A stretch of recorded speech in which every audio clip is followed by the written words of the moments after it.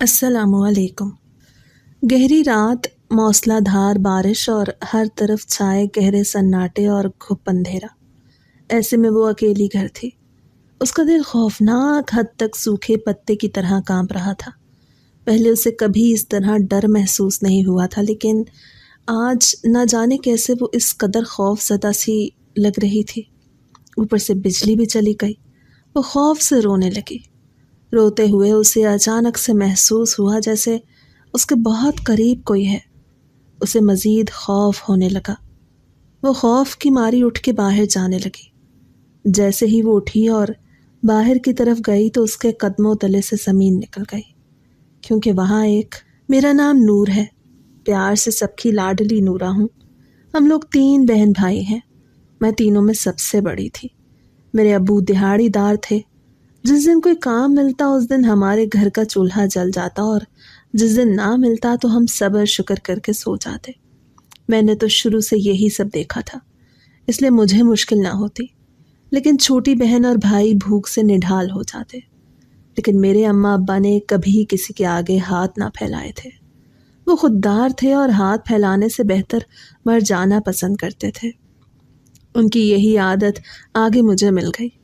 میں نے سرکاری اسکول میں جیسے تیسے کر کے میٹرک کیا، لیکن اب مزید پڑھنے کے لیے میرے باپ کے پاس وسائل نہیں تھے، اس لیے چپ چاپ گھر بیٹھ گئی اور گھر کے کام سیکھتی اور ماں کا ہاتھ بٹاتی۔ میری نانی لوگوں کا گھر دوسرے گاؤں میں تھا۔ وہ اپنے گاؤں کا کھاتا پیتا گھرانہ تھا جن کے پاس نوکر چاکر ہر چیز تھی، لیکن میری امی نے کبھی ان کے سامنے بھی اپنے حالات عیاں نہیں کیے تھے۔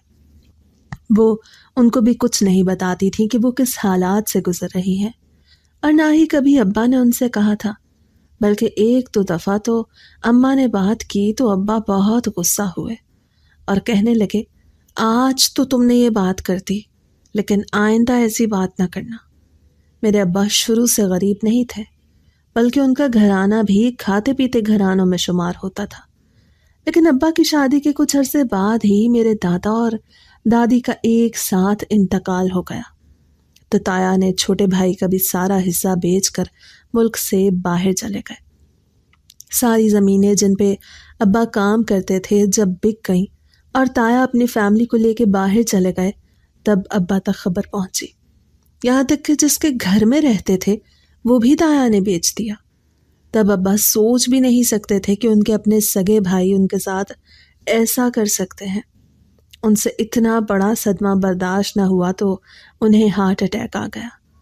ماں اکیلی تھی، ان کے پاس ایک زیور کے علاوہ کچھ بھی نہیں تھا جس سے وہ ابا کا علاج کرواتی، اس لیے انہوں نے آدھا زیور بیچ دیا اور ابا کا علاج کروایا، اور ابا جب ٹھیک ہوئے تو باقی کا زیور بیچ کے ایک چھوٹا سا گھر لے لیا۔ تب ماموں اور نانی نے بہت کوششیں کی مدد کرنے کی، لیکن ابا نے صاف انکار کر دیا۔ اب ابا کے پاس کچھ بھی نہیں تھا جس سے وہ کوئی کاروبار شروع کر لیتے، اس لیے انہوں نے دہاڑی داری کرنی شروع کر دی۔ اور پھر جب میں نے ہوش سنبھالا تو خود کو اس چھوٹے سے گھر میں پایا، لیکن میں نے ابا کو بہت حوصلہ مند پایا۔ وہ بہت صابر تھے، میں نے آج تک ان کے منہ سے شکوہ نہیں سنا تھا۔ جس دن کام نہ ملتا وہ تب بھی نڈھال نہ ہوتے اور اللہ پہ توکل رکھ کے اماں کو تسلی دیتے۔ خیر، وقت کا کام تھا گزرنا، وہ بھی گزر رہا تھا۔ جب ہر دوسرے دن فاقے ہونے لگے اور بچے بھی 3 تھے تو ابا کو لگا کہ اب کچھ کرنا چاہیے۔ ابا نے ایک دوست سے کچھ مہینے کا ادھار لے کے ایک کرائے پہ دکان لے کے شروع کی، لیکن وہ منافع ہونے کے بجائے 2 ماہ میں ہی ابا قرض دار ہو گئے۔ وہ بھی بیچ کے جو پیسے ادھار لیے وہ بھی پورے واپس نہ ہوئے، اور پھر سے دہاڑی دار بن گئے۔ اب گھر چلانے کے ساتھ ساتھ قرضہ بھی اتارنا تھا۔ اماں بہت فکر مند رہتی تھیں، اوپر سے مجھے بڑا ہوتے دیکھ کے انہیں ایک نئی پریشانی نے گھیر رکھا تھا۔ میں نے میٹرک کے بعد ابا سے کسی چھوٹے موٹے اسکول میں جاب کرنے کا کہا تو پہلے تو ابا نے انکار کر دیا، لیکن پھر اماں نے سمجھایا کہ چلو جو 2 پیسے کمائے گی اپنے جہیز کے لیے ہی کچھ بنا لے گی، تو ابا بھی مان گئے۔ ایوں میں نے پاس ہی ایک پرائیویٹ اسکول میں چند 100 کی تنخواہ پہ پڑھانا شروع کر دیا، لیکن ان پیسوں کو میں نے ابا کے قرضے کے لیے جوڑنا شروع کر دیا۔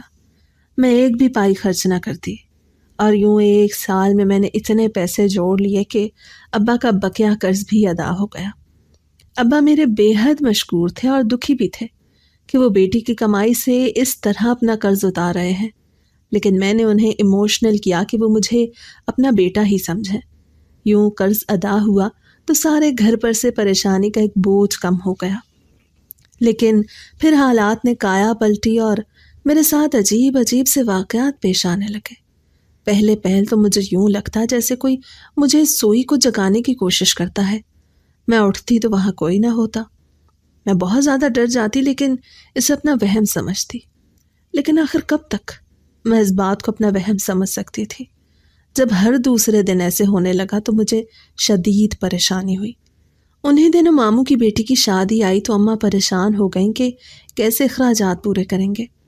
खैर, अल्लाह अल्लाह करके मैंने उनकी हथेली पे अपनी उस माँ की तनख्वाह रखी जिससे दोनों छोटे बहन भाइयों के कपड़े बने, तो अम्मा ने अब्बा के और अपने कुछ पुराने जोड़े निकाल लिए।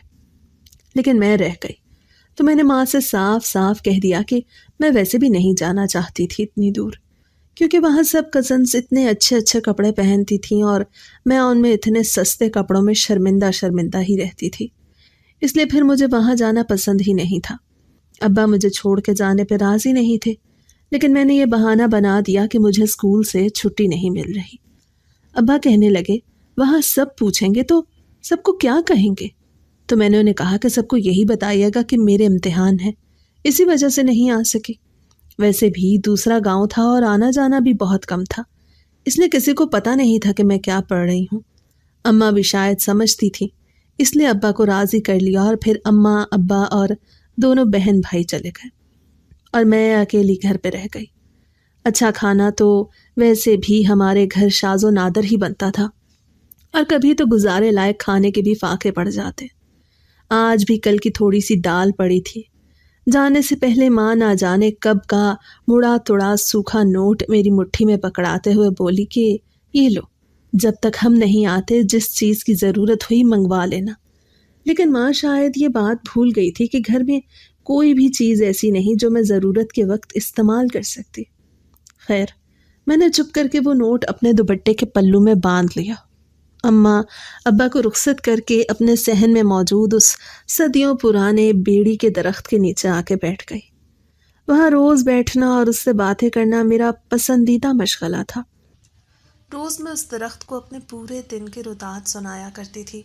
आज भी मैं बेहद दुखी सी उसको सुना रही थी कि मैं अपनी गरीबी की वजह से अपने हिस्से की खुशियाँ भी ना देख सकी।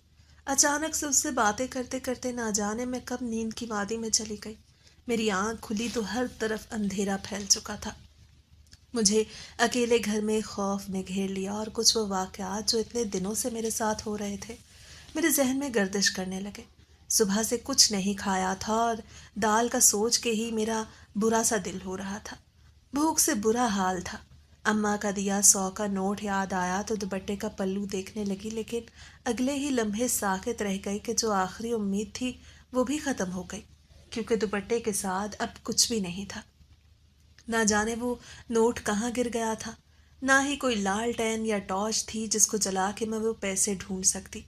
चुपचाप दिल पे पत्थर रख के अंदर कमरे में चली गई और चारपाई पे बैठ गई और न जाने फिर से अपनी ज़िंदगी के मुतल्लिक सोचने लगी। ऐसे ही अपनी मौज में बैठी थी कि तभी नज़र सामने पड़ी तो गोया मेरा सांस रुक गया।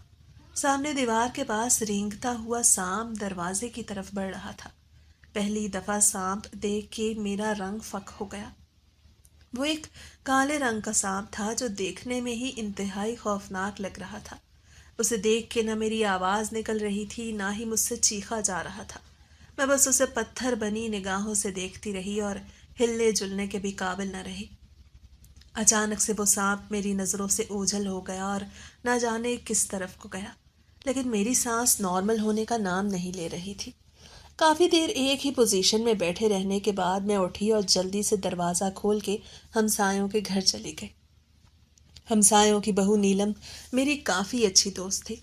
उसने मुझे इस हाल में देखा तो जल्दी से मेरे पास आई और मेरा सफ़ेद पड़ता चेहरा देख के परेशान हो गई। मैंने उसे सांप के मुतल्लिक बताया तो वो कहने लगी कि मैं अकेली घर हूँ तो इसी तरह डरती रहूँगी, اس لیے وہیں اس کی ساس کے کمرے میں لیٹ جاؤں، لیکن مجھے اس طرح کسی کے گھر سونا عجیب لگ رہا تھا۔ اس نے مجھے سمجھایا کہ اگر اس طرح ڈرتی رہی تو ساری رات سو نہیں سکو گی۔ اب مجھے وہ واقعات بھی یاد آنے لگے جس سے میرا خوف مزید بڑھ گیا۔ تو میں نے بھی سوچا کہ وہ بالکل ٹھیک ہی کہہ رہی ہے، اور چپ کر کے اس کی ساس کے کمرے میں لیٹ گئی۔ آدھی رات کا وقت تھا، خواب میں کوئی آدمی میرے پیچھے بھاگ رہا تھا اور میں آگے آگے۔ اچانک سے میں ایک ایسی جگہ پہنچی جہاں پر سوائے اندھیرے کے کچھ نہیں تھا۔ مجھے وہاں کچھ بھی دکھائی نہیں دے رہا تھا۔ پھر مجھے یوں لگا جیسے میرے تکیے کو کوئی مسلسل ہلا رہا ہے۔ میں نے ہلنے کی کوششیں کی لیکن بالکل ساکت لیٹی رہی۔ نہ مجھ سے ہلا جا رہا تھا، نہ ہی آنکھیں کھولی جا رہی تھی۔ پھر میری کنڈیشن میں فرق آیا اور میں ایک چیخ سے اٹھی، لیکن جب میں نے ادھر ادھر دیکھنا چاہا تو وہاں بھی مکمل اندھیرا تھا۔ میرا دل زور زور سے دھک دھک کر رہا تھا۔ میں نے پریشانی سے اٹھنا چاہا لیکن ایک خوف مجھ پہ حاوی ہو گیا۔ دروازہ بند تھا اور دروازے کے نیچے جو جگہ تھی وہاں سے روشنی آ رہی تھی۔ مجھے کچھ سمجھ نہ آئی کہ میں کیا کروں۔ میں وہیں بیٹھ کے رونے لگ گئی۔ کافی دیر رونے کے بعد دوبارہ سے لیٹنے لگی، لیکن تبھی مجھے دوبارہ سے وہی سانپ جو اپنے گھر میں نظر آیا تھا دروازے کے نیچے گزرتا دکھائی دیا۔ میرا سانس دوبارہ سے رک گیا۔ مجھے کچھ سمجھ نہیں آ رہی تھی کہ میں کیا کروں۔ میں دوبارہ سے رونا شروع ہو گئی اور اپنی ہمسائی کو اٹھانے کے لیے آواز دینے لگی، لیکن یہ کیا، میری آواز تو مکمل طور پہ بند ہو چکی تھی۔ مجھ سے بالکل بھی نہیں بولا جا رہا تھا۔ میں نے بہت بولنے کی کوشش کی لیکن آواز تھی کہ نکل ہی نہیں رہی تھی۔ جیسی کنڈیشن گھر میں ہوئی تھی وہ بالکل ویسے ہی کنڈیشن تھی۔ اب وہ سانپ اس دروازے سے باہر نکل کے جا چکا تھا۔ جیسے ہی وہ دروازے سے باہر نکل کے گیا میرے حلق سے ایک چیخ برآمد ہوئی، اور تب میں نے بولنے کی کوشش کی تو میری آواز بھی نکلنا شروع ہو گئی۔ میں نے جلدی سے اپنی ہمسائی کو اٹھایا اور کہنے لگی، سانپ سانپ۔ وہ بھی پریشانی سے اٹھی اور اٹھ کے لائٹ جلائی اور ادھر ادھر ہر جگہ دیکھنے لگی۔ میں نے دروازے کی طرف اشارہ کیا تو انہوں نے دروازہ کھولا اور باہر کی طرف دیکھنے لگی، لیکن انہیں کہیں بھی اس کا نام و نشان بھی نظر نہ آیا۔ وہ میرے پاس آئیں اور میرے ہاتھ مسل کے مجھے تسلی دینے لگی۔ وہ میری کنڈیشن دیکھ رہی تھی کہ میں کس قدر ڈر چکی تھی۔ وہ جلدی سے پانی لائی اور مجھے پانی پلایا اور مجھے لیٹنے کا کہنے لگی، لیکن مجھ پہ تو اس کا خوف حاوی ہوا تھا۔ انہوں نے بہت مشکل سے مجھے لٹایا اور کہنے لگی، سونے کی کوشش کرو، لیکن میں جب بھی آنکھیں بند کرتی وہ کالے رنگ کا سانپ میری آنکھوں کے آگے آ جاتا، اور جس طرح میں پہلے ڈری ہوئی تھی وہ ڈر دوبارہ سے مجھ پہ غالب آ جاتا۔ لیکن کافی دیر مسلسل آنکھیں بند رکھنے کی وجہ سے میں نیند کی وادی میں چلی گئی۔ اگلی صبح جب میری آنکھ کھلی تو مکمل طور پہ روشنی ہر جگہ پھیلی ہوئی تھی اور سب اپنے اپنے کام میں مگن تھے۔ مجھے عجیب سی شرمندگی نے گھیر لیا۔ اسکول کا بھی وقت ہو رہا تھا۔ میں جلدی سے اٹھی اور اپنے گھر کی طرف چل دی۔ ہمسائی نیلم نے بہت زور لگایا کہ میں ناشتہ کر کے جاؤں، لیکن میں نہیں کرتی اپنے گھر آ گئی۔ حالانکہ بھوک تو بہت زوروں کی لگی تھی، لیکن کیا کرتی، انا آڑے آ گئی۔ خیر اسکول جانے کے لیے تیار ہونے لگی۔ تیار کیا، خاک ہونا تھا۔ وہی 3 جوڑے جنہیں دھو کے استری کر لیتی تو ان کی صدیوں پرانی چمک واپس تو نہ آتی، لیکن اس قابل تھے کہ پہنے جا سکتے تھے۔ خیر اسکول میں بھی بار بار رات والا واقعہ ذہن میں آتا رہا۔ سارا دن یوں ہی گزر گیا۔ اسکول سے واپس آئی تو بھوک نے دوبارہ سے سر اٹھایا، لیکن اب تو کچھ بھی نہیں تھا پاس جو کھا کے گزارا کر لیتی۔ پھر سے اس بیری والے درخت کے پاس بیٹھ کے اپنی رات کے متعلق سوچنے لگی۔ اب رات کا خوف کافی حد تک کم ہو چکا تھا، اس لیے میں اپنا دھیان بٹانے کو اپنی دوست کو بلا لیا جس سے میں ہر بات کرتی تھی۔ وہ بھی ہماری طرح سیاہ پوش لوگ تھے جن کے گھر ہماری ہی طرح روٹی پک جاتی تھی اور کبھی نہیں پکتی۔ میں نے اسے کل رات کا سارا واقعہ بتایا، جسے سن کے اس نے مجھے تسلی دی۔ اس نے مجھ سے کھانے کے متعلق پوچھا تو مجھ سے جھوٹ نہ بولا گیا، اور میں نے اسے بتایا کہ میں نے کل سے کچھ نہیں کھایا تو وہ بہت پریشان ہوئی، اور گھر جاتے ہی اس نے روٹی کے ساتھ سالن میرے لیے بھیج دیا۔ شکر ہے کہ آج مجھے بھی روٹی نصیب ہوئی۔ مسلسل پچھلے 2 دن سے کچھ نہ کھانے پہ آج جب روٹی ملی تو میں بے حد خوش ہوئی۔ میں خوشی خوشی سے وہ روٹی اٹھائے ابھی چارپائی پہ بیٹھی ہی تھی کہ دروازے پہ ہونے والی دستک سے جھنجھلا اٹھی اور روٹی سمیت ہی دروازے پہ پہنچی تو وہاں ایک بہت ہی کمزور بوڑھی عورت کھڑی تھی جو مسکین سی شکل بنا کے میری طرف دیکھنے لگی۔ میں نے پوچھا، جی اماں جی؟ تو اپنی لڑکھڑاتی آواز میں کہنے لگی، بیٹا کل سے بھوکی ہوں، کھانے کو کچھ دے دو۔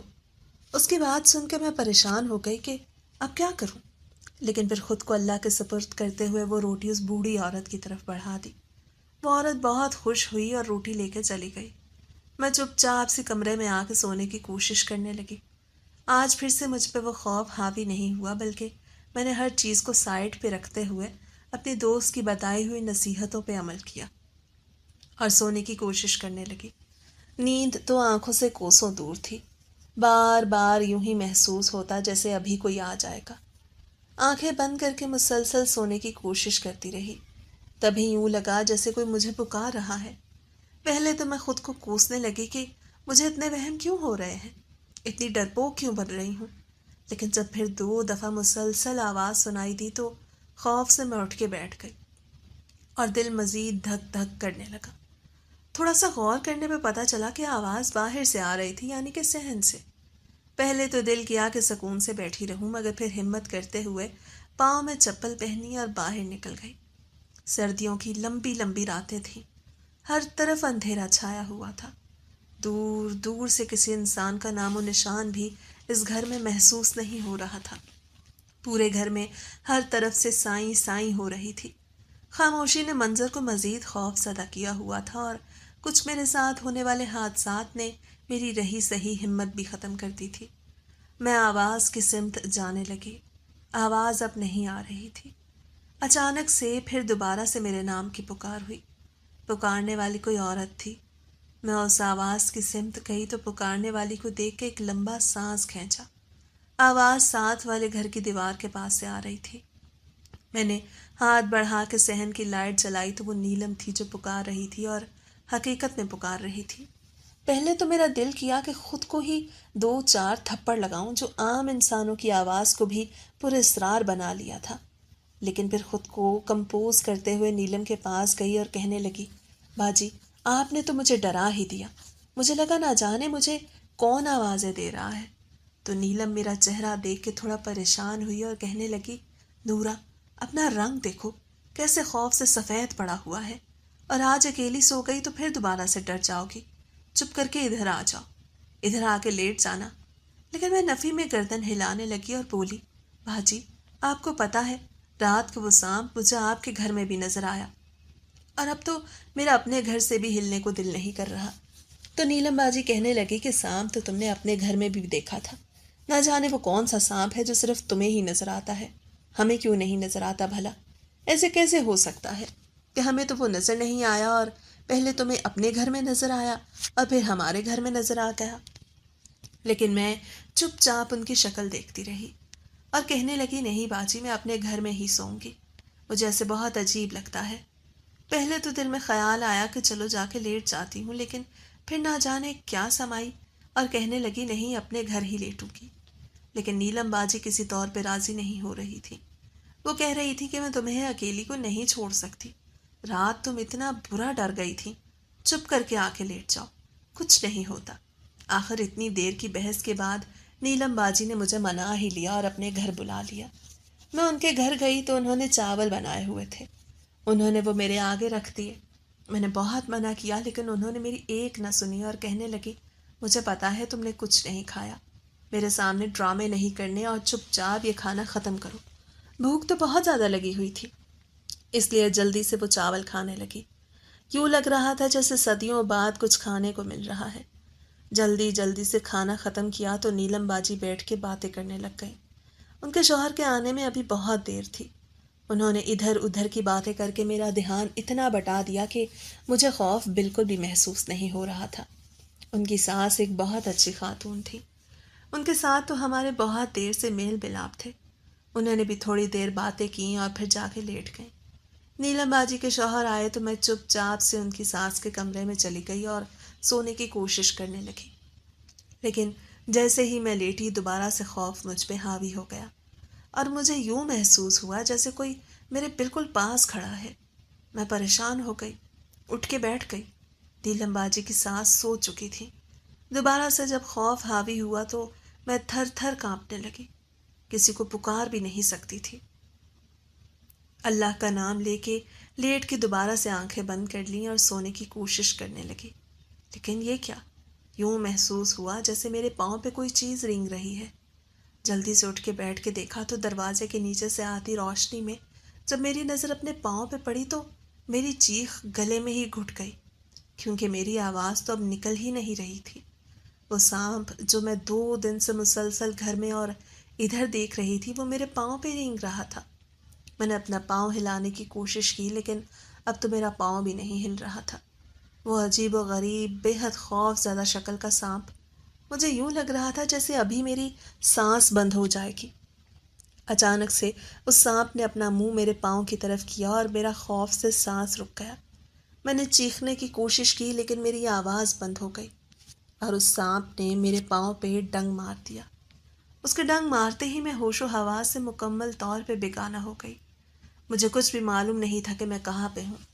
دوبارہ جب میری آنکھ کھلی تو میں اپنے گھر پہ موجود نہیں تھی، بلکہ وہ کوئی عجیب و غریب سی کوٹھری تھی۔ پہل تو مجھے سمجھ نہ آئی کہ میں کہاں ہوں۔ جب مجھے سمجھ آنی شروع ہوئی تو مجھے پتہ چلا میں اپنے گھر نہیں ہوں۔ وہاں ہر طرف اندھیرا چھایا ہوا تھا۔ پچھلے منظر یاد کرنے کی کوشش کی تو نیلم کے گھر کی ساری رودات یاد آئی، اور آخر میں اس سانپ کی شکل ذہن میں آتے ہی دوبارہ سے خوف نے مجھے اپنی لپیٹ میں لے لیا۔ یہاں ہر طرف اندھیرا تھا۔ مزید خوف زدہ ہونے لگے۔ شاید میں مر چکی ہوں اور یہ قبر ہے۔ میں یہ سوچ رہی تھی جب اچانک سے وہاں روشنی نمودار ہوئی اور ایک انتہائی بدصورت شکل کا انسان نما پتہ نہیں وہ کیا تھا جو میرے سامنے نمودار ہوا، اور کہنے لگا کہ اتنے عرصے سے صرف اس موقع کی تلاش میں تھا۔ بہت مشکل سے مجھے یہ موقع ملا کہ تم میری گرفت میں آئی ہو، اور اب کہیں بھی نہیں جا سکو گی، اور نہ ہی میں تمہیں کہیں جانے دوں گا۔ میں پریشانی سے اس کا منہ دیکھنے لگی کہ وہ کیا کہہ رہا ہے اور وہ ہے کون۔ میں نے بولنے کی کوشش کی تو میری آواز بالکل بھی نہ نکلی، یعنی کہ میری آواز تب سے اب تک ابھی تک بند تھی۔ نہ جانے آواز کہاں گئی۔ وہ آدمی یہ سب کہتے ہی وہاں سے چلا گیا اور دوبارہ سے وہاں اندھیرا ہو گیا۔ شاید میں جہنم میں جا چکی تھی اور یہ کوئی جہنم کا فرشتہ ہوگا۔ نہ جانے کون کون سی سوچ میرے ذہن میں آ رہی تھی۔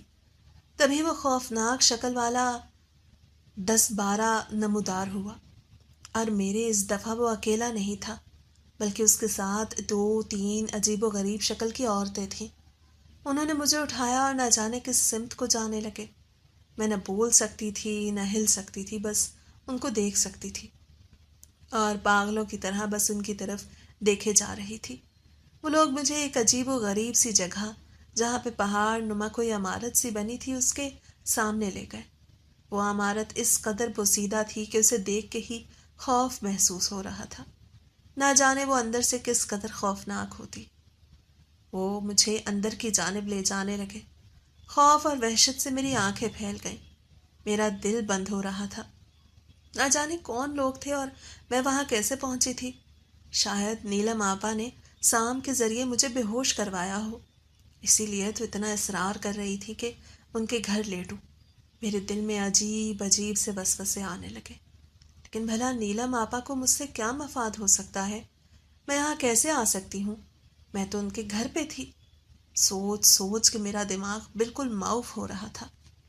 وہ لوگ مجھے عمارت کے اندر لے کے جا رہے تھے اور میں نہ بول سکتی تھی اور نہ ہی ہل سکتی تھی کہ میں ہل کے ادھر ادھر ہی بھاگ سکوں۔ نہ جانے انہوں نے میرے جسم پہ کیا کیا تھا۔ عمارت مکمل طور پر اندھیرے میں ڈوبی ہوئی تھی۔ اچانک سے ایک طرف ایک بڑھیا آئی جس کے ہاتھ میں لالٹین تھی۔ جیسے ہی اس نے لالٹین کی روشنی ادھر ادھر کی تو خوف سے میری آنکھیں وحشت سے پھیل گئیں، کیونکہ ارد گرد عجیب و غریب قسم کی کھوپڑیاں لٹکی ہوئی تھیں۔ مجھے یوں لگ رہا تھا جیسے اگر میں نے مزید کچھ دیکھا تو مجھے ہارٹ اٹیک آ جائے گا اور میں یہیں پہ مر جاؤں گی۔ اس قدر خوفناک منظر تھا کہ میں نے آنکھیں بند کرنا چاہی لیکن آنکھیں بھی بند نہ ہو سکیں۔ تبھی دوسری طرف سے مجھے دھماکے کی آواز آئی۔ جیسے ہی آواز آئی وہ لڑکیاں جنہوں نے مجھے پکڑا ہوا تھا اچانک سے مجھے چھوڑ دیا اور میں نیچے زمین پہ گری، اور میری آنکھوں کے آگے دوبارہ سے اندھیرا چھایا اور میں ہوش و حواس سے بیگانہ ہو گئی۔ میری دوبارہ آنکھ کھلی تو میں دوبارہ سے ایک اندھیری کوٹری میں تھی، اور وہ منظر جو تھوڑی دیر پہلے واقع ہوا تھا وہ بالکل میرے ذہن سے نکل چکا تھا۔ مجھے یاد تھا تو صرف نیلم کے گھر سے اس کوٹری تک جانا یاد تھا۔ میں دوبارہ سے سوچنے لگی کہ میں وہاں کیسے آ سکتی ہوں۔ کافی دیر مجھے وہاں لیٹے گزر گئی، اور لیٹے لیٹے نہ جانے پھر دوبارہ سے میں کیسے سو گئی۔ جب دوبارہ سے آنکھ کھلی تو دوبارہ سے میں نے خود کو اسی کوٹری میں پایا۔ نہ جانے کہاں پھنس گئی تھی، جہاں سے راہ فرار کا بھی کوئی راستہ نظر نہیں آ رہا تھا۔ تھوڑی دیر گزری کہ اچانک سے منظر خود بخود تبدیل ہونے لگ گیا۔ اندھیرے کے بجائے یکدم سے روشنیاں جگمگانے لگیں اور اچانک سے ایک دھماکہ ہوا۔ میں بالکل ڈر گئی۔ جب دیکھا تو سامنے ایک وسیع و عریض خوبصورت کمرہ تھا۔ وہ اس قدر خوبصورت تھا کہ دیکھ کے آنکھیں چندے آ رہی تھیں۔ میں اس کوٹری کے بجائے اب ایک خوبصورت پلنگ پہ لیٹی تھی۔ میں حیرانی سے کبھی ارد گرد دیکھتی اور کبھی خود کو ہوش دلوانے کی کوشش کرتی کہ کیا واقعی سچ میں ایسا کچھ ہے یا میں خواب دیکھ رہی ہوں۔ لیکن وہ کوئی خواب نہیں بلکہ حقیقت تھی۔ کچھ دیر گزری کہ وہاں ایک نقاب پوش لڑکی ایک بڑا سا تھال سجا کے لے آئی، جس میں مختلف قسم کے پکوان خوشبوؤں کے ساتھ سجے ہوئے تھے۔ اسے وہ تھال میرے سامنے رکھ دیا اور انتہائی خوبصورت آواز میں کہنے لگی، کھانا کھا لیں، نواب صاحب کہہ رہے ہیں کہ پھر آپ کو تیار کرنا ہے۔ اور میں مزید حیرانگی سے اس کا منہ دیکھنے لگی۔ یہ کون ہے اب، اور کون نواب صاحب؟ ہمت کر کے میں نے اس سے پوچھ ہی لیا، بات سنیں، آپ کون ہیں؟ یہ کون سی جگہ ہے اور کون آپ کے نواب صاحب ہیں؟ مجھے گھر جانا ہے، پلیز مجھے یہاں سے جانے دو۔ کچھ خوف حاوی تھا اور کچھ انجان جگہ اور عجیب لوگ دیکھ کے مجھے بے تحاشا رونا آ گیا۔ وہ لڑکی مجھے روتے دیکھ کے گھبرا گئی اور کہنے لگی کہ چپ کر جاؤ، نواب صاحب کو پتہ چلا تو وہ مجھے ڈانٹیں گے۔ لیکن میں اس کی بات سن کے مزید رونے لگی۔ وہ لڑکی مجھے روتا چھوڑ کے واپس چلی گئی۔ اسے گئے تھوڑی ہی دیر گزری تھی کہ اس کے پیچھے ایک آدمی جس نے شاہی قسم کا لباس پہنا تھا وہاں آیا اور میرے پاس بیٹھ گیا۔ اسے دیکھ کے میں مزید خوف زدہ ہو گئی اور 2 قدم پیچھے ہٹ گئی، لیکن وہ نرمی سے مجھ سے مخاطب ہوا اور کہنے لگا کہ ہم تمہیں کوئی نقصان نہیں پہنچائیں گے، بلکہ ہم نے تو تمہیں ایک بڑے نقصان سے بچایا ہے۔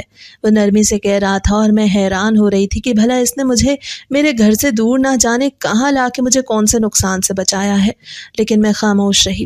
وہ آدمی پھر سے مخاطب ہوا اور کہنے لگا، کوئی سوال پوچھنا ہو تو پوچھ سکتی ہو، اور میرے دل میں اتنے سوال مچل رہے تھے۔ جلدی سے کہنے لگی، پلیز مجھے بتائیں کہ آخر میرے ساتھ ہو کیا رہا ہے، میں یہاں پہ کیسے آئی ہوں۔ اور یہ بات کرتے کرتے اچانک سے مجھے وہ سارا منظر یاد آنے لگا کہ کیسے وہ عورتیں اور خوفناک آدمی وہاں آئے تھے اور مجھے اس خوفناک عمارت میں لے کے گئے تھے۔ خوف سے میں نے بلند آواز میں چیخنا شروع کر دیا، کیونکہ وہ منظر اس قدر خوفناک تھا کہ میرا دل پھٹنے والا ہونے لگا۔ میں نے اپنے کانوں پہ ہاتھ رکھ دیا اور نفی میں گردن ہلاتے ہوئے کہنے لگی کہ نہیں، مجھے وہاں سے نکالو۔ یہ کہتے ہوئے دوبارہ سے میں بے ہوش ہو گئی۔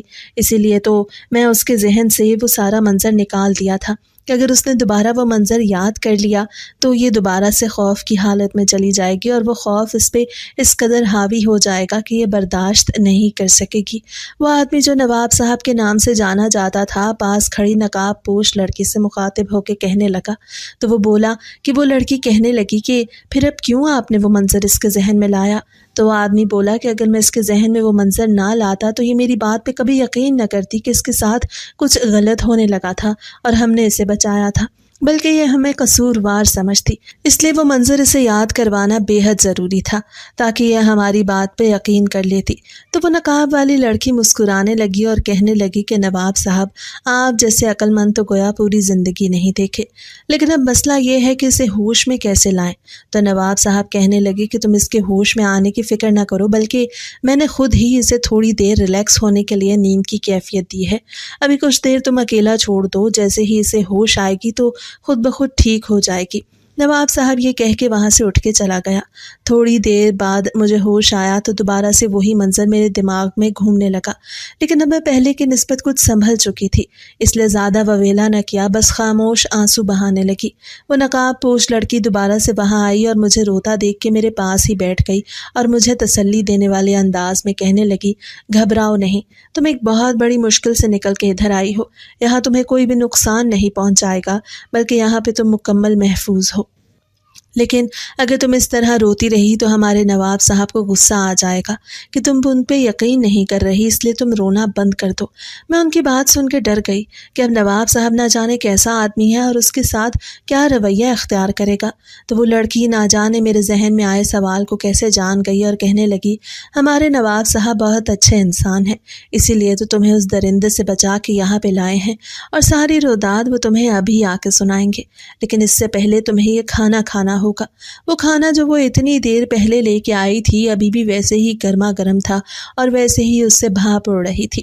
بھوک تو بہت زیادہ لگ رہی تھی، اس لیے اس لڑکے کی بات سن کے چپ چاپ سے کھانے کی طرف ہاتھ بڑھا دیا اور کھانا کھانے لگی۔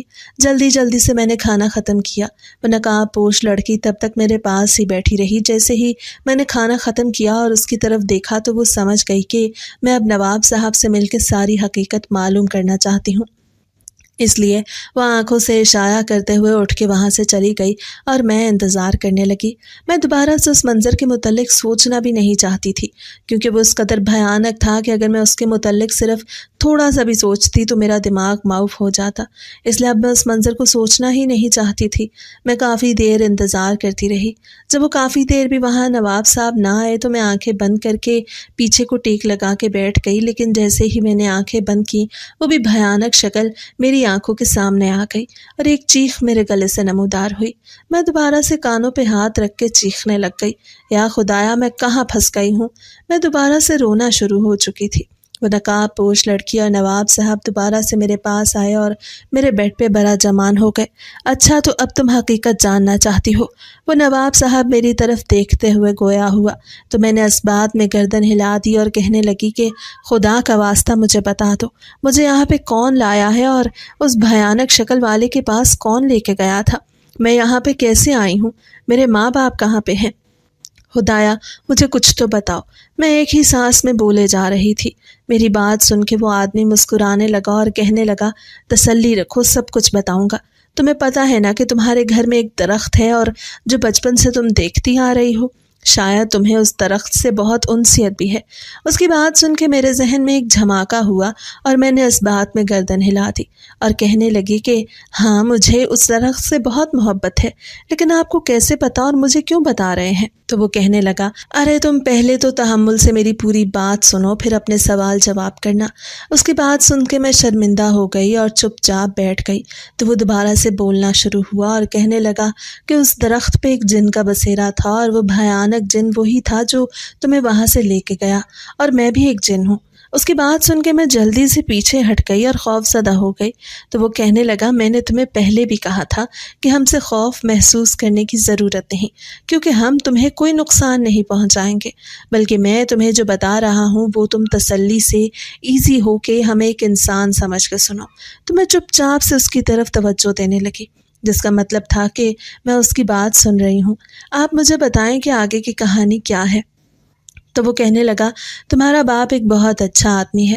ہم جس انسان کے قبضے میں تھے تمہارا باپ اس کا دوست ہے، اور شروع میں جب اس بھیانک جن نے تم لوگوں کے گھر پہ تھوڑا سا حملہ کرنا شروع کیا تو اپنے دوست کے پاس گئے۔ تب سے ان کے دوست نے ہمیں تم لوگوں کے گھر کی حفاظت کے لیے مامور کیا ہوا تھا۔ تمہارا باپ روز ایک وظیفہ کرتا تھا جس کی وجہ سے تم لوگ محفوظ رہتے تھے، اور اسی منتر کی وجہ سے ہم لوگ تم لوگوں کی حفاظت کرتے تھے۔ لیکن جب وہ منتر نہیں پڑھا جاتا تو ایک کمپیوٹر ہم لوگ حفاظت کے ذمہ دار نہیں ہوتے، بلکہ اس منتر کی وجہ سے ہم حفاظت کو اپنی ذمہ داری سمجھتے ہیں۔ جس دن سے تمہارا باپ گیا اس دن سے وہ منتر نہیں پڑھا جاتا تھا، اور نہ ہی ہم تم لوگوں کی حفاظت کر پاتے تھے۔ وہ بھیانک جن کب سے اس موقع کی تلاش میں تھا۔ اس نے جیسے ہی موقع دیکھا اس نے تم پہ حملہ کرنا شروع کر دیا۔ پہلے تو ہمیں پتہ ہی نہ چل سکا کہ تمہارے ساتھ کوئی حادثہ ہو رہا ہے، کیونکہ ہم تب تمہاری حفاظت پہ مامور نہیں تھے۔ لیکن اگلے دن جب ہمیں پتہ چلا تب تک بہت دیر ہو چکی تھی، کیونکہ وہ بھی بھیانک جن تمہیں اپنے قبضے میں لے کے جا چکا تھا۔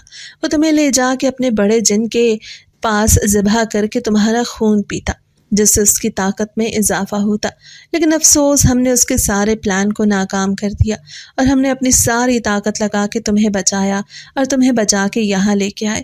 اور یہ بار بار اس کا ذکر اس لیے ہو رہا ہے کیونکہ یہ کام میرا نہیں بلکہ میرے بیٹے نے کیا ہے۔ اور میرے بیٹے نے جب سے تمہیں دیکھا ہے وہ تم سے محبت کرنے لگا ہے اور تم سے شادی کرنا چاہتا ہے۔ اس کی بات سن کے میں ایک شوق کی کیفیت میں چلی گئی کہ بھلا ایسے بھی ہو سکتا ہے کہ جن انسانوں کی حفاظت میں معمور ہو سکتے ہیں اور میں جنوں میں اس قدر سیف ہوں، جنہوں نے مجھے بچا لیا اور ایک جن ہی مجھے ختم کرنا چاہتا تھا۔ وہ نواب صاحب دوبارہ سے بولے اور کہنے لگے کہ وہ بھیانک جن ابھی بھی مکمل طور پہ پیچھے نہیں ہٹا، بلکہ وہ ابھی بھی تمہیں حاصل کرنے کی کوششیں کرے گا۔ ان کی بات سن کے میرے اوسان خطا ہو گئے۔ وہ منظر دوبارہ سے میری آنکھوں کے سامنے منڈلانے لگا اور میں بے حد پریشان ہوئی۔ پریشانی سے میرے چہرے کا رنگ فک ہو گیا تو نواب صاحب میری طرف دیکھتے ہوئے کہنے لگے کہ اس پریشانی سے نکلنے کا ایک حل ہے کہ تم میرے بیٹے سے شادی کر لو، تو تبھی اب تم اس جن کی گرفت سے نکل سکتی ہو، ورنہ وہ ساری زندگی خطرے کی طرح منڈلاتا رہے گا۔ اس کی بات سن کے میں مزید پریشان ہو گئی اور لڑکھڑاتی آواز میں کہنے لگی کہ ایسے کیسے ہو سکتا ہے؟ آپ کیسی باتیں کر رہے ہیں؟ بھلا ایک انسان اور جن کی شادی کیسے ہو سکتی ہے؟ تو وہ نواب صاحب کہنے لگے کہ میرے پاس تو تمہارے مسئلے کا اب ایک ہی حل ہے اور یہی حل ہے۔ اس کے علاوہ یا تو تمہاری زندگی ختم ہو سکتی ہے، اور اگر ہو سکا تو وہ جن تمہاری فیملی کو بھی نقصان پہنچا سکتا ہے، اور اب ہم کچھ نہیں کر سکتے۔ میں ان کی بات پہ سوچنے لگی اور بالآخر بہت سوچ سمجھ کے بولی کہ کیا اس سے پہلے میں اپنے ماں باپ سے مل سکتی ہوں؟ تو وہ جن بولا کہ ہاں، کیوں نہیں، تم جب بھی کہو وہ تمہارے پاس حاضر ہو جائیں گے۔ تو میں جلدی سے بولی کہ انہیں ابھی میرے پاس بلائیں، میں ان سے پوچھ کے اور پھر ہی کوئی فیصلہ لے سکتی ہوں۔ تو وہ جن بولا ٹھیک ہے، تھوڑی دیر تک وہ آ جائیں گے۔ وہ وہاں سے چلا گیا۔ تھوڑی دیر بعد وہ آیا تو اس کے ساتھ میری ماں اور بابا حاضر ہو چکے تھے۔ وہ پریشانی سے ادھر ادھر دیکھ رہے تھے کہ اچانک سے وہ وہاں کیسے آئے۔ مجھے وہاں موجود دیکھ کے میری ماں بھاگتی ہوئی میرے پاس آئی اور مجھے گلے لگا کے بولی کہ بیٹا تم کہاں چلی گئی تھی؟ نورا، ہم نے تمہیں کہاں کہاں نہیں ڈھونڈا۔ نیلم بتا رہی تھی کہ تم ان کے گھر سوئی ہوئی ہو اور اس کے بعد اس نے تمہیں نہیں دیکھا، اور تم یہاں کیسے آئی، اور اب ہم لوگ یہاں پہ کیسے آئے؟ مجھے کچھ سمجھ نہیں آ رہی تھی کہ یہ ہمارے ساتھ آخر ہو کیا رہا ہے۔ مجھے تمہیں اکیلا چھوڑ کے شادی پہ نہیں جانا چاہیے تھا۔ ہم نے بہت بڑی غلطی کی ہے۔ میری ماں ایک ہی سانس میں بغیر رکے بولی جا رہی تھی۔ میں نے اپنی ماں کا ہاتھ پکڑ کے انہیں تسلی دی اور اپنے پاس بٹھایا اور بابا کو بھی اپنے پاس بلایا۔ نواب صاحب وہاں سے چلے گئے اور جانے سے پہلے کہہ کے گئے کہ آپ اپنے ماں باپ سے بات کر لو اور تسلی کر لو، پھر ملاقات ہوتی ہے۔ یہ کہہ کے وہ وہاں سے چلے گئے۔ ان کے جاتے ہی بابا کہنے لگے کہ یہ آدمی کون تھا؟ وہ تم یہاں کیسے آئیں؟ ان کی آواز میں واضح غصہ تھا تو میں انہیں کہنے لگی کہ آپ ابھی تسلی سے بیٹھیں اور وعدہ کریں کہ آپ میری باتیں سن کے گھبرائیں گے نہیں اور پریشان بھی بالکل نہیں ہوں گے، بلکہ تحمل سے میری بات سنیں گے۔ تو وہ کہنے لگے ٹھیک ہے، لیکن بتاؤ بھی تو صحیح کہ آخر تم کیا کہنا چاہ رہی ہو؟ تو میں نے اپنے ساتھ ہوئی ساری روداد اور بابا کے متعلق جو بھی باتیں تھیں ساری انہیں بتا دی۔ میری بات سن کے وہ ایک شوق میں چلے گئے۔ میری ماں مجھے گلے لگاتے بولی کہ میری بیٹی نے اکیلے کتنی مشکلات جھیلی ہیں، لیکن بیٹا اس طرح کیسے ہو سکتا ہے؟ ایک جن اور انسان کی شادی کیسے ہو سکتی ہے؟ بابا پریشانی سے بولے تو میں مزید پریشان ہوتے ہوئے کہنے لگی کہ بابا یہی بات تو مجھے بھی سمجھ نہیں آ رہی، لیکن اب ہمارے پاس اور کوئی بھی راستہ نہیں۔ یہ بات ماننے کے علاوہ ہمیں چاہیے کہ انہوں نے ہمیں اتنی زیادہ ہماری مدد کی، اب ہم ان کی بات مان لیں تو؟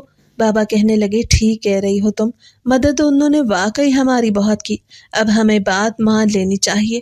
اماں بھی متفق تھیں، لیکن میرا دل گھبرا رہا تھا کہ اس جن کا بیٹا نہ جانے شکل و صورت سے کیسا ہوگا اور شکل و صورت کے بعد نیچر سے کیسا ہوگا۔ لیکن اماں تسلی دینے لگیں اور کہنے لگی بیٹا بے فکر رہو، اللہ نے تمہارے لیے کچھ بہتر ہی رکھا ہوگا انشاءاللہ، تم اس بات کی فکر نہ کرو، بلکہ اللہ کا نام لے کے حامی بھر دو۔ تو میں بھی چپ کر گئی اور ان کی رضا میں راضی ہو گئی، لیکن ایک دفعہ اس سے ملنا چاہتی تھی جس سے میری شادی تھی، کہ وہ کون ہے اور کیسا ہے، ایک دفعہ تسلی ہو جائے۔ بابا کہنے لگے انہیں بلاؤ، ہم اپنی رضامندی بھی دیتے ہیں اور ساتھ ان سے کہتے ہیں کہ ہمیں پہلے اپنے بیٹے سے ملوا دیں۔ اب مجھے بھی سمجھ نہیں آ رہی تھی کہ میں انہیں کیسے بلاؤں۔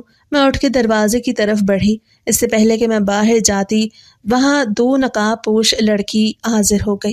میں نے اسے اس طرح اچانک نمودار ہوتے دیکھ کے ڈر گئی تو وہ تسلی دیتے ہوئے کہنے لگی کہ اب ان حادثات کی عادت ڈال لو۔ تو میں اس کی بات پہ سر ہلا کے رہ گئی اور کہنے لگی کہ بابا کو نواب صاحب سے ملنا ہے۔ وہ سر کو خم کرتی ہوئی دوبارہ سے غائب ہو گئی۔ تھوڑی دیر بعد نواب صاحب اس کے ساتھ آئے۔ بابا نواب صاحب سے ملے اور کہنے لگے کہ ہمیں شادی پہ کوئی اعتراض نہیں، ہمیں شادی پہ راضی ہیں۔ نواب صاحب یہ بات سن کے بہت خوش ہوئے، لیکن اس سے پہلے ہم ایک دفعہ آپ کے بیٹے سے ملنا چاہتے ہیں۔ نواب صاحب کو بھلا کیا اعتراض ہونا تھا؟ مسکراتے ہوئے اس نقاب پوش لڑکی کی طرف اشارہ کیا۔ وہ دوبارہ سے وہاں سے غائب ہو گئی۔ میرے دل کی دھڑکن تیز ہو رہی تھی کہ نہ جانے میں کس سے بندھنے جا رہی ہوں۔ کچھ دیر بعد وہاں ایک خوبصورت پوشاک میں ملبوس جن نمودار ہوا، لیکن حیرانی کی بات تھی کہ وہ کہیں سے بھی جن نہیں لگ رہا تھا، بلکہ وہ بے حد خوبصورت تھا۔ اس سے مل کے مجھے کچھ تسلی ہوئی، لیکن میں سوچنے لگی کہ اگر یہ جن ہے تو یہ ایسے کیوں ہے؟ تو اس نے، جس کا نام مارکل تھا، اس نے شاید میری سوچ کو سمجھ لیا۔ مسکراتے ہوئے کہنے لگا کہ آپ جو سوچ رہی ہیں بالکل ٹھیک سوچ رہی ہیں۔ یہ ہماری اصل شکل نہیں ہے، بلکہ ہماری اصل شکل دیکھ کے آپ بہت زیادہ ڈر جائیں گی، اس لیے ہم لوگوں نے اپنی شکلیں بدلی ہوئی ہیں۔ اگر آپ اصل شکل دیکھنا چاہتی ہیں تو وہ بہت جلد آپ کو دکھا دیں گے، لیکن ابھی نہیں۔ اس کی بات سن کے میں نے اس بات میں گردن ہلا دی۔ وہ وہاں سے چلے گئے اور شادی کی زور و شور سے تیاریاں شروع ہو گئیں۔ یوں جلد ہی ان کے حسین و جمیل اتنے بڑے محل میں ہماری شادی دھوم دھام سے ہوئی۔ میں سوچ بھی نہیں سکتی تھی کہ میری شادی ایسے بھی ہو سکتی ہے، لیکن اس شادی کے بعد میں بہت تسلی میں تھی کہ اب وہ بھیانک جن مجھے کوئی بھی نقصان نہیں پہنچا سکتا تھا، اور نہ ہی میں اس کی گرفت میں آ سکتی تھی، کیونکہ اب میرا بندھن ایک طاقتور جن کے ساتھ جڑ گیا تھا۔